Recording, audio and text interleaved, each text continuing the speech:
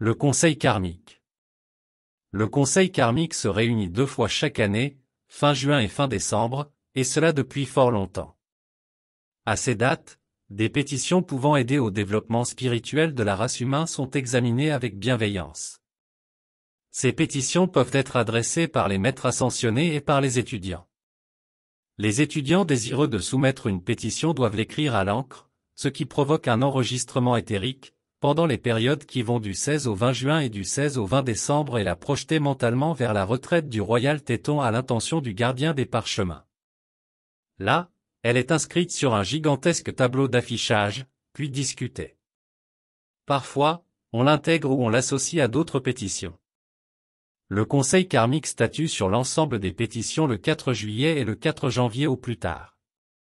Quelles sont celles qui ont priorité? Celles qui sont appuyées par la plus grande somme d'énergie. L'étudiant doit donc être prêt à offrir plus de services, décrets, etc., durant la période qui va suivre. D'autres précisions peuvent être recherchées dans les Bridge to Freedom Journal. La loi cosmique ne peut être supplantée, sauf en de très rares circonstances et pour de très bonnes raisons. Le Conseil karmique lui-même est soumis à la loi. Il ne dispose pas du privilège de permettre l'incarnation seulement à des chélats.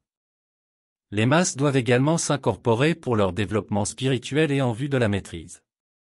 Ainsi, nous pouvons dire que les membres du Conseil karmique ne sont pas là pour infliger des punitions.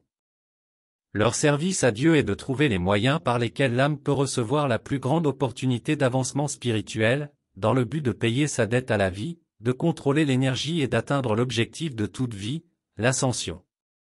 La charge terrible de peur et d'angoisse, relative au jugement dernier, que le monde conventionnel a placé sur l'humanité, est des plus malencontreuses et, de plus, sans fondement.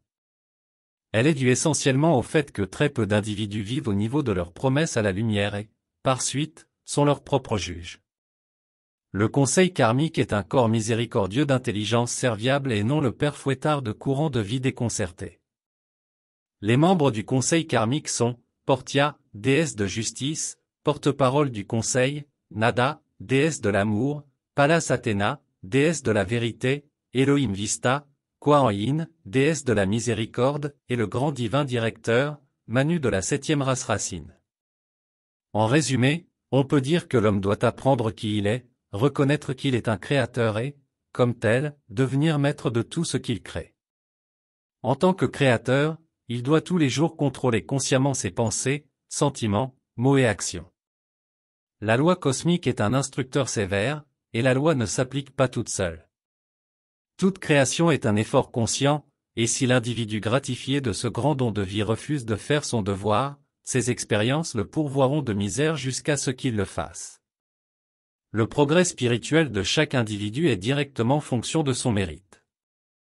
Les audios ne remplacent pas les écrits qui contiennent la radiation et les qualités des maîtres d'amour. Le but étant de faire connaître à des non-étudiants l'enseignement Ayam.